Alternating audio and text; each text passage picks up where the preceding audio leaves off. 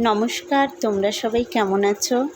আজ আমি তোমাদের জন্য নিয়ে এলাম তোমাদের প্রিয় একটি রেসিপি, বাগদা চিংড়ির কালিয়া। প্রথমে আমি চিংড়ি মাছগুলো নুন, হলুদ, সামান্য শুকনো লঙ্কা বাটা ও সরিষার তেল দিয়ে ভালো করে মেখে নিলাম। এবার আমি মশলাগুলো বেটে নেব।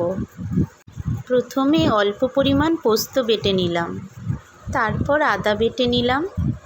শুকনো লঙ্কা আমি মিক্সিতে আগে থেকে বেটে রেখেছিলাম। এবার কড়াইতে তেল দিলাম।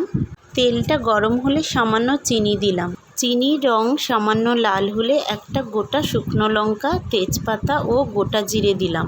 এবার আগে থেকে কেটে রাখা পেঁয়াজ দিলাম, হলুদ ও নুন দিলাম। পেঁয়াজটা একটু ভাজা ভাজা হলে টমেটো কুচনো দিলাম। এবার একটু নেড়ে নিয়ে একটা ঢাকনা দিয়ে কিছুক্ষণ ঢেকে রাখলাম, যাতে টমেটো সেদ্ধ হয়ে যায়। এবার ঢাকনা খুলে আবার একটু নেড়ে নিয়ে মশলা বাটাগুলো দিয়ে দিলাম। প্রথমে দিলাম আদা বাটা, তারপর দিলাম জিরে ধনে একসাথে বাটা, পোস্ত বাটা ও লঙ্কা বাটাটাও দিয়ে দিলাম। এবার মশলাটা কিছুক্ষণ ভালো করে কষিয়ে নেব। মশলাটা কষানো হয়ে গেলে চিংড়ি মাছগুলো দিয়ে দেব। চিংড়ি মাছগুলো দেওয়ার পর কিছুক্ষণ নেড়ে নেব। তারপর চিংড়ি মাছ মাখানো পাত্রে সামান্য জল দিয়ে ওই মশলা ধোয়া জল দেব।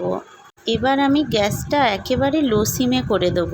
চিংড়ি মাছগুলো সেদ্ধ হওয়ার জন্য আমি একটা ঢাকনা দিয়ে এবার ঢেকে দেব। 5 মিনিট পর আমি ঢাকনা খুলে আবার একবার ভালো করে নেড়ে নিলাম। পুনরায় ঢাকা দিয়ে 5 মিনিট লো সিমে আবার আমি রান্নাটা কিছুক্ষণ হতে দেব।